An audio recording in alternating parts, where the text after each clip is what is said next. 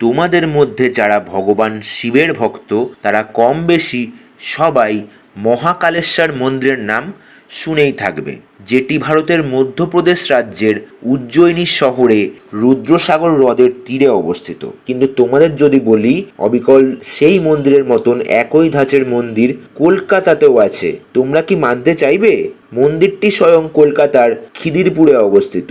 মন্দিরটির প্রবেশদ্বারের সম্মুখে সিদ্ধিবিনায়ক গণেশের মূর্তি আছে এবং একটু ভেতরে প্রবেশ করলে মহাকাল ও দেবী পার্বতীর মূর্তি দেখতে পাবে।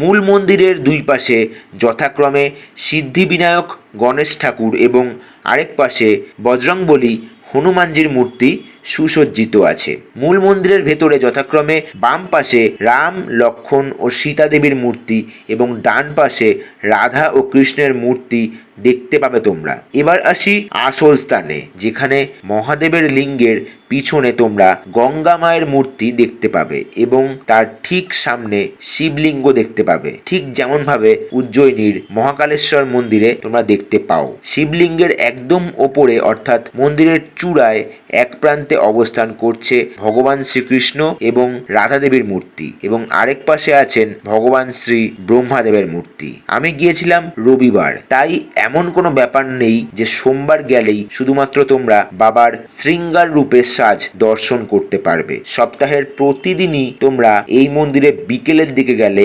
সন্ধ্যার মধ্যে মহাদেবের স্নান থেকে শুরু করে শৃঙ্গার সবকিছুই দর্শন করতে পারবে খুব সুন্দর করে।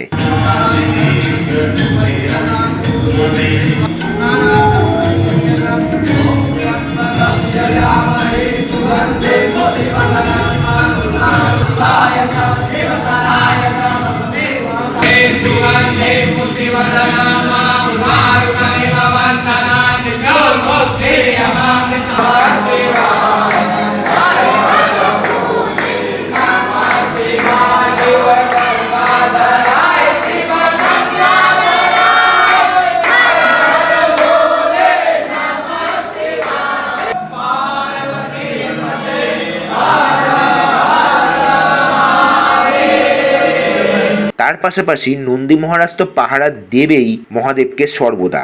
এছাড়াও তোমরা এই মন্দিরে ষাঁড়কে খাবার কিনে খাইয়ে পুণ্য লাভও করতে পারবে। সব কিছুরই ব্যবস্থা আছে এই মন্দিরে। খিদিরপুর স্টেশন থেকে ঢিলছোড়া দূরত্বে এই মহাকালেশ্বর মন্দির। তা কি ভাবছো, আপকামিং শিবরাত্রিতে যাবে নাকি খিদিরপুরের এই মন্দিরে?